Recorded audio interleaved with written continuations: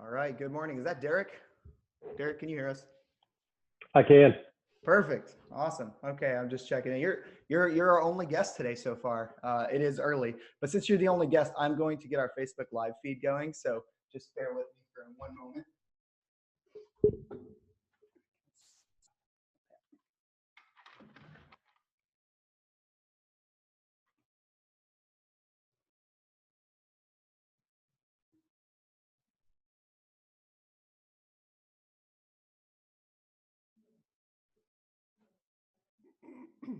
Should get my ugly coffee cup off the table. Oh, yeah.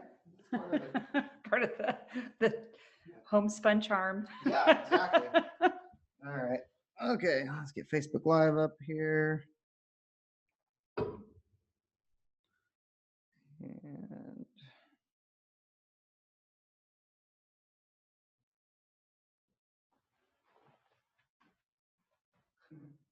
going old school. The iPhone since the iPad is not working. Uh-oh.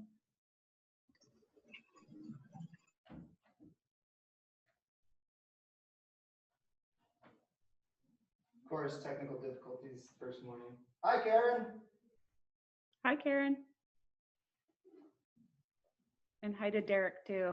I don't know Derek. All right, good morning, everyone.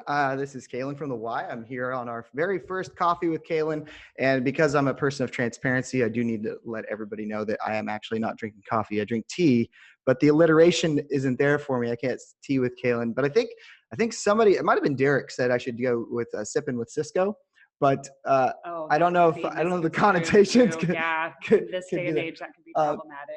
So welcome to the first Coffee with Kaylan with my first guest, my inaugural episode, Michelle Jenck. Michelle, thanks for being here. I feel really honored. Yeah. This is exciting. I feel really legitimate. This is high tech, people, and I'm impressed. Yeah. So we do have. I know we're maskless right now, but it's because we have 6 feet of distance plus a plexiglass barrier. So we should be meeting all the COVID related requirements for us to be able to sit down and chat. And I entered the building with my mask on as well. Yeah. So thank you. I appreciate it.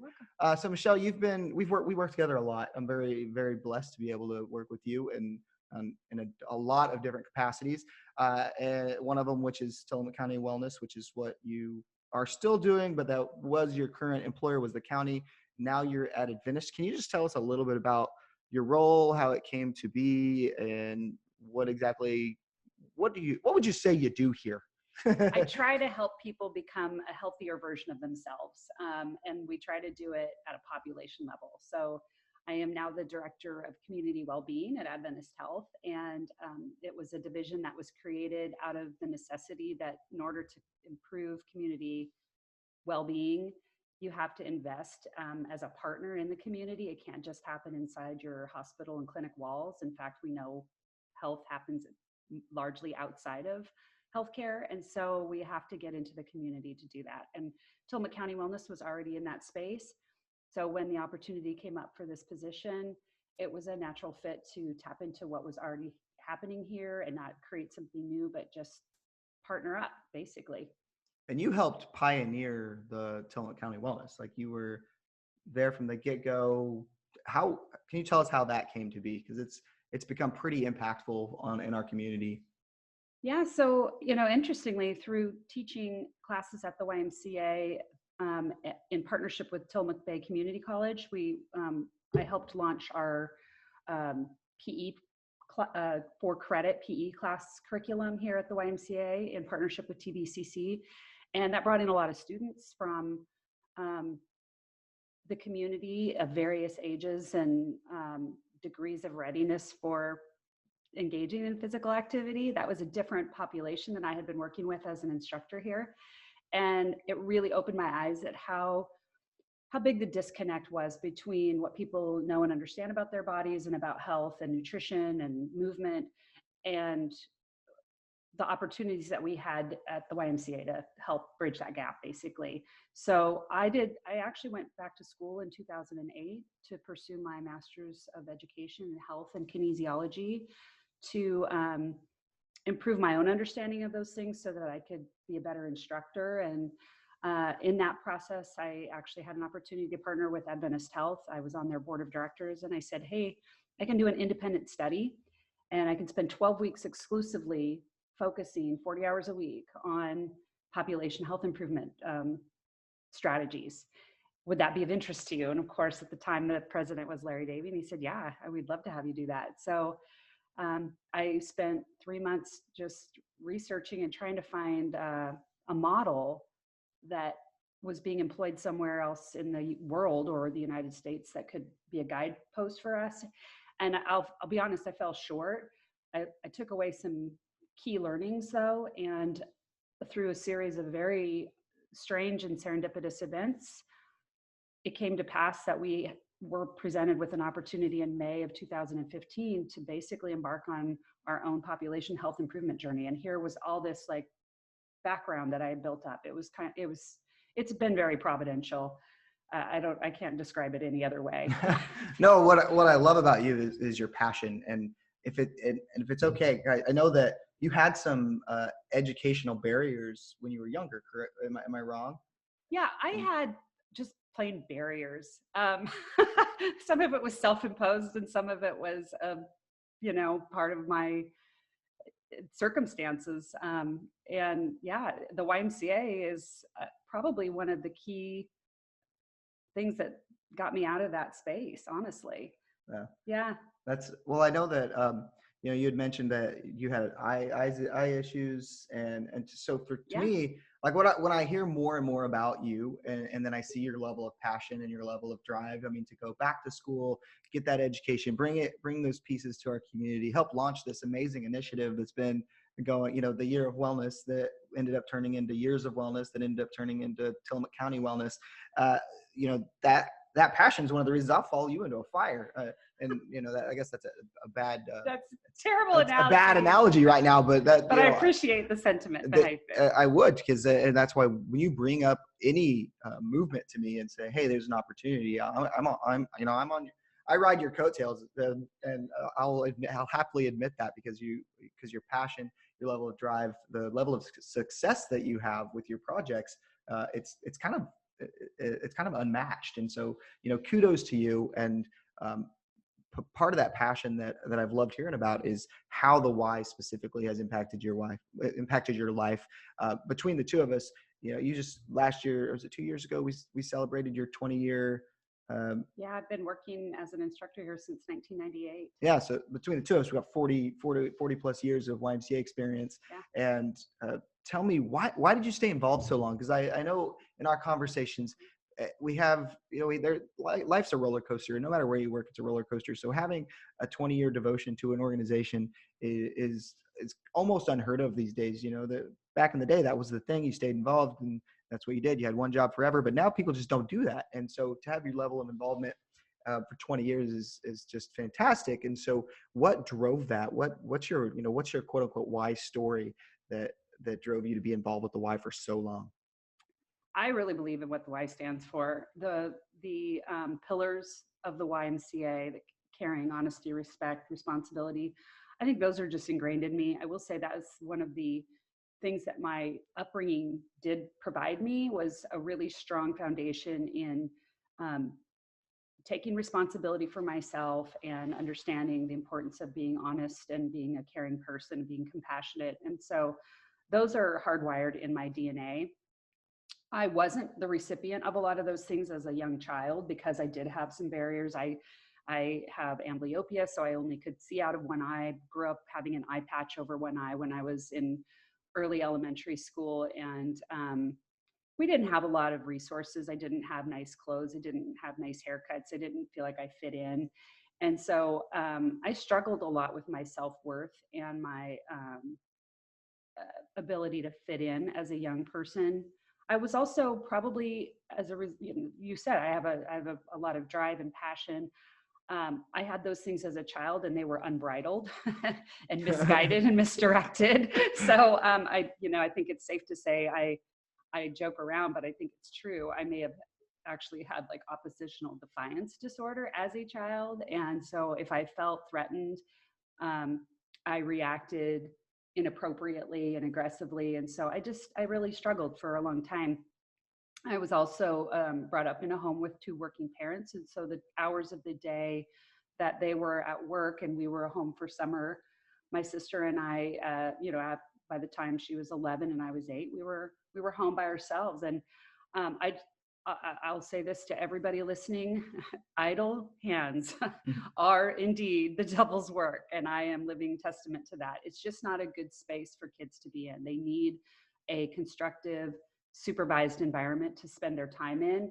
And fortunately for my community in Medford, where I grew up, the YMCA had a partnership with the schools and the Parks and Rec District, and they had every grade school had a program, a YMCA day camp. So you went the day school ended, you could be enrolled and go to day camp at your grade school. You could take the same route to get there. You had a lot of continuity. It was extremely helpful to parents, I'm sure. I know it was for our family, and it's where I met my best friend, who I'm still very, very close with. We did a lot of fun things in that program, and it gave me a place where I felt like I belonged and I was accepted and I was cared about. Uh, and I guess that's part of why I feel really strongly. I look at kids who don't have that in their lives in our own community, and I know the Y is a place that they can get that. And I feel like we've had a lot of, because of financial challenges in our community for our YMCA over the years, we haven't been able to lift those youth programs off the ground like I grew up with. Yeah. We have great youth sports programs, and I love that. And it instills a lot of those same things in kids, but not every kid's an athlete. I mean, look where I was when I was 8 years old. I was very uncoordinated and very much not feeling like that was for me. So what do we have for our kids who don't feel like sports are going to be their thing? Right. I agree. I think that is our biggest gap. Well, currently there's a lot of big gaps. COVID's got a whole stronghold on us, and it makes it a challenge to try to offer anything. And then working alongside our insurance and CDC and OHA, trying to find, what can we offer? How can we offer it safely? And what can that look like? And, idle hands right now, that's our big concern. It's a concern in a typical environment. And then when you add COVID to the mix and you're adding that another level of another layer, man, I can't speak this morning. Maybe I need coffee. Another layer of isolation. And that's just, it's just a recipe for disaster. And so we are trying to up our game and figure out what offerings we can put out there safely, and that passes the test through all of our insurance and through OHA, so that we can offer something. But even moving past COVID, what can we do? Every YMCA that I've been a part of prior to this one, we had non-sport programs. We are looking at, well, let me back up. First of all, I'm going to share your story with the Medford YMCA CEO I'm really great friends with. Oh, yeah. And he'll love to have that soundbite of how the Medford YMCA changed your life. I was joking around with one of our fellow associates here that we probably need to do a series, because I have like 3 Y moments. I graduated from day camp into the sleepaway camps, and I became a camp counselor at those camps. Nice. And it was a life-changing experience. Which camp was that? Oh gosh, I can't remember. It was down in Southern Oregon, and I feel like we were at like a Methodist church camp. Like it was a shared space. I don't know. I was 14, so I wasn't paying close attention to those things. And I was put in charge. The first week that I had a group was I had 10 8-year-olds, and the second week I had 8 10-year-olds, and they were all boys. So there's a theme here. I only have sons. If anybody doesn't know me that's listening in, so funny. I had so much fun, and I found out I was actually really good at that. And it was a big confidence booster for me to get to be part of that program. Look where we live. We have tons of camping. You've got a camp at your disposal, but it takes money, and so but you're so clever and so strategic and resourceful. I know we'll get there. I really believe that. I think we will too. I appreciate your compliments, but it has very little to do with me and more to do with the community. The community is so unbelievably generous, and we're just fortunate that we're able to live in that space. And the thing I feel like I do bring to the table is the level of transparency, a level of trying to get the story out there. I mean, that's part of what this is about, is to let people know what we're doing right now, and let people know that the Y has impacted people in different ways, because everybody looks at the why a little bit differently. And we offer such a broad spectrum of services to such a broad spectrum of clients that we need to tell that story so that everybody's hearing all the different things that we're able to do. And and the other piece of why I think that we're successful in fundraising is you and I live by the same mantra: follow your mission, the funding will follow. And we've shared that multiple times. And the it always comes to fruition here, but it takes that first leap of faith and to show the community, hey, we'll do it. We'll do it. We don't care what it costs. We'll do it. And if we'll do it till we run out of money, we'll do it till we owe people money. And then eventually people jump in and help. Or sometimes even before that, when they hear that we're going to start, they jump in and help. Specifically whenever COVID hit, and we said, we don't know what we're going to do, but we're going to do something. We're going to do whatever's needed. A lot of our members said, hey, keep our membership going, convert it to a donation, whatever you guys can do in our community, that's great. And I've used this term with the other YMCAs in Oregon, is that we created a co-op of care where people pay in to this co-op, and then we take care of everybody because we've got boots on the ground. We've got this infrastructure. And for those 2 months when we were closed, we were able to go, we converted our basketball court into a food bank packaging plant. So, and a lot of but going back to our community, a lot of our community organizations did that. Our businesses, our nonprofits, everybody shifted and said, okay, what's the immediate need? And so it really goes, I think the success of this Y since 1948 goes to the community. Yes, it's good. We are going to have ups and downs as an organization. Leadership changes, vision changes, whatever that may be. But as long as the community can remember what the why meant to them, then that will help inspire the future. And it's a lot of what we need to plan for is our future giving. What that need is going to shift, and it might not be the need that is going to impact me the most during my lifetime, but this cornerstone of our community needs to exist for whatever reason. I agree. Shows up in the future. 100%. I know there's a lot to be said for tax-based, tax-funded approaches to resolving some of these community needs. But I firmly believe with my whole heart that the space the Y is in, you get so much more bang for the buck. And it's largely driven by the fact that the people who give and the people who work at the Y are so personally invested. It's a heart thing. There's a incalculable dollar amount that you have to add to that equation, that the passion and care on the part of the employees who work here, they exponentially increase the value of those dollars. And that's the piece, that's really the critical piece, that if anybody wonders why I stay, and I mean, I had a little bit of a blowout with a former board director here, and I called him the next morning and I said, I'm still quitting my position, but as an administrator, but I still want to teach here because I feel I just so firmly believe in what we do here and its impact on our community members. And he was really gracious and he let me do that. So that's why I'm still here after 20 years. But yeah, I think that one of the things working here as a middle administration level person for several years, I really got to see firsthand the commitment on the part of the employees and the staff and what they do. And they don't get paid what you get paid in the private sector. Mm-hmm. And they show up every day and they put their whole heart into it, and it makes a difference. Yeah, what I've really loved, not only during COVID, I mean, this was something that existed pre-COVID, but something that really showed its face during COVID is how much how much the team cares about each other.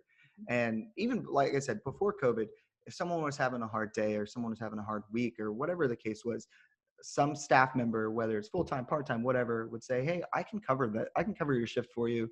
Go home, get better, be with your family. You know, we're all so intertwined with each other's life that we know, even when you come to work with a happy face and try to not show what's going on, we know each other so well that we know when things are going on in your family. And, people have said to me, hey, go home, take care of Emily and the kids.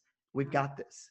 And that just is something, I mean, this is the most amazing staff team for a level of care that they have for each other. And even though there's different different religions, different races, different political agenda. I mean, different political affiliations.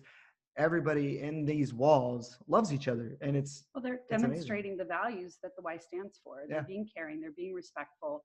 And it's why when kids get to be in this setting, it's exposure to those really positive, really constructive social emotional skill building opportunities. And it's so desperately needed right now. It's always been needed, but I think now more than ever. Right, absolutely, and that's one of the things that I try to put into place is allowing our full-time staff to be involved in the community at paid. They can go during their workday to be either on a board or do a volunteer day or something with an outside organization, so that our organization is not only impacting the people that are inside our walls or in our programs, but they're also seeing that we are part of the community, and I think that level of exposing our staff to the community themselves, they really feel that the Y cares about the community. It cares about the staff, cares about the community. And I think it hopefully takes the sting out of, because yeah, you're right. No, none of our employees work here for the paycheck. And my motto is hire the heart and train the skill. If Yeah. we can't go out and find someone who's an amazing financial person and then try to teach them how to love people. But we can find someone who loves people and send them to classes to become a financial person. So I'm glad that you see that. I'm glad that that's seen beyond my lens, because that's the way I feel. So it's nice to hear from a staff standpoint that you feel the same way. Well, and to circle back, all of this is part of community well-being.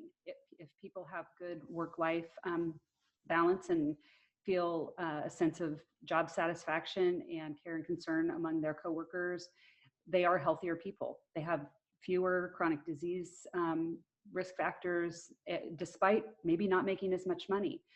So there are really important reasons to invest in this, no matter where a person works, cultivating a culture of caring among the employees and from every level in between, and doing it to respect issues of diversity and thought, and all of those things are really critical. And it's a cultural norm shift that is gradually taking place in some places quicker than others, but the Y is a great example in our community for it. And it permeates out into the rest of the community, and it speaks volumes. That's what's so great about leading by example and being transparent. You let the work speak for itself, and you let the program impacts speak for themselves out in the community. People talk to each other, they share those stories about how a program affected their child or themselves, and that builds trust, and it builds community, and it builds membership, and it builds revenue, and it's a winning formula. And you've got it. Yeah. You've got it in spades here. I'm just super proud to be part of it. And we weren't there 10 years ago. We weren't.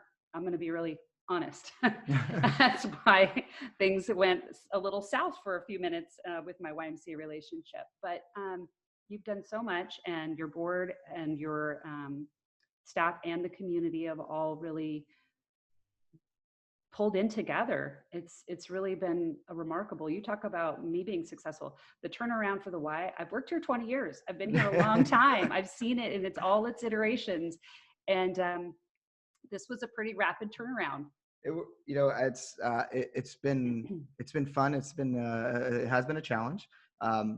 I give kudos to our board, who are very flexible and very fluid, and are recognizing that our staff are the experts. Yes. And that's a big step for a board to step back and say, okay, you all are the experts. We will trust you. And so we're very fortunate to have a board level support that they'll let us go on these endeavors whenever I say, yeah, we don't technically have the funding yet, but I know I can get it. And but the board, I don't know how many times they've stepped back and say, you know what, we trust you. We trust you and your staff. We believe in you, and we believe in the staff, and we believe in this organization. And so let's keep rolling. And so I think we've got, like you said, I think we've got the winning formula. And this is a challenging time. It's a test for us, but the level of support that we're still feeling is great. We are going to have a virtual auction on December 5th, and so we are last month was our was our big fundraiser, and was supposed to be our big fundraiser. We didn't have it. And so I'm going to try to make that up in December so that we can have things to carry us forward. Wow, we only have 5 minutes left. So let's see if there's any questions from our Zoom community. Is there anybody have any questions? There's only a few of you, so you can just speak out if you have a question. Hopefully we haven't been on mute this whole time. They've been just waiting for us to unmute. If there's no questions, that's no big deal, because we have no problem continuing to talk. Oh no, yeah. Because that's what we do. Your family is also very involved in the community, very philanthropic in the community, very supportive. You guys gave hay to the zoo, which is probably my favorite philanthropic story to tell. When I've talked to others outside of our community, because I'm connected to, the YMCA is a international movement. But so I get the ability to talk to other YMCAs, and they say, hey, what's a story of giving from your community? I'm like, well, it's not about the why, but there's this farm and this family, and they gave hay to feed the elephants, right? Yeah. To feed the elephants at the zoo. And it's just I love this story. My husband's going to kill me, but it was totally his idea. He was sitting there and he was like reading the Oregonian, and he goes, they're really hurting. The zoo is really hurting. And I thought he had taken hay there before. I don't know why.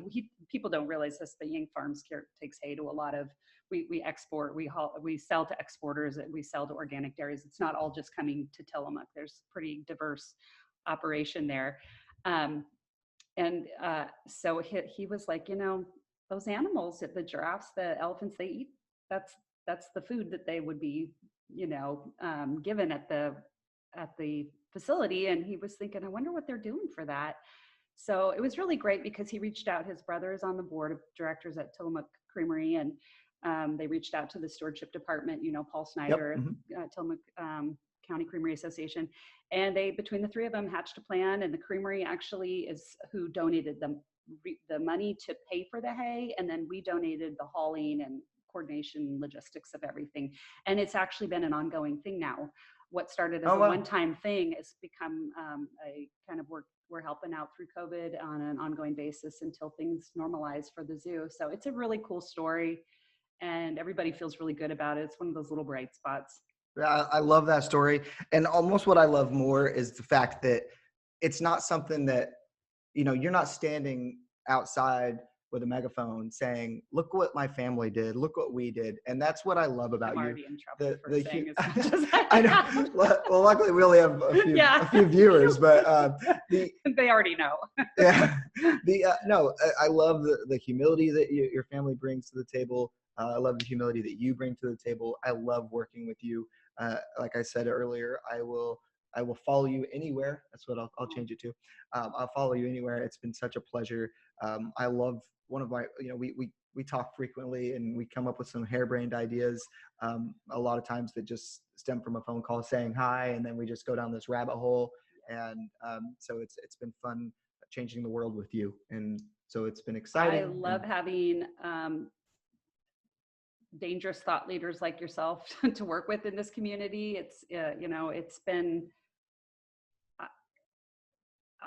really life altering for me to have the ability to operate in this space with people like yourself and others that are really outside of the box thinkers. It's so gratifying to come up with creative and sustainable ways to solve these big complex challenges that we face, and to do it in a way where everybody comes out feeling good. I think and when you say that, we have a lot of support and things have been wildly successful, that's why. Yeah. We figure out a way to do it where it works for everyone.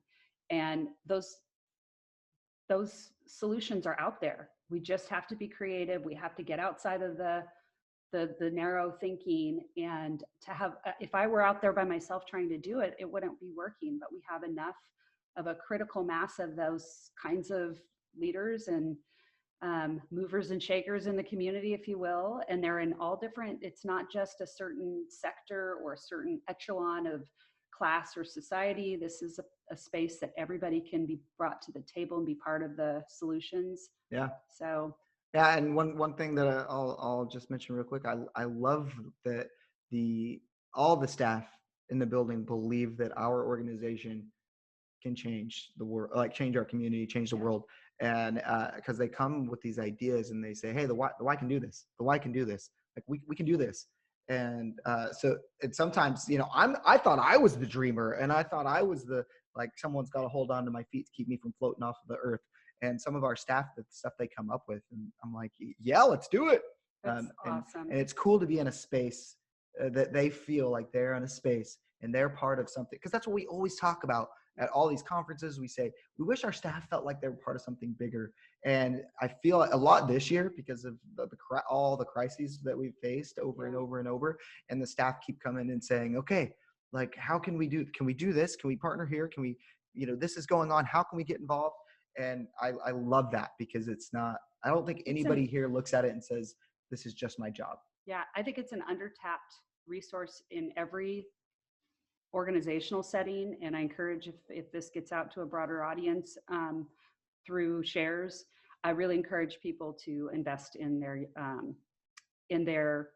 empowering the people who work for them, because there is so much that can come out of that. So much good. Yeah, I agree. So, well, Michelle, it's been a pleasure. Next week, feel free to join. Darcy Fugate will be here. She's one of our group exercise instructors. She's been with the Y forever as well, multiple YMCAs, and she's just a lovable person. So she'll be on our guest next week. Thank you for joining me for our inaugural show, and thank you all for tuning in. We'll see you next week. Bye. My wireless mouse is not working. Uh-oh. We should do that thing at the end of the news where they kind of just keep talking until it fades out. Oh yeah. That fake talk. Doing?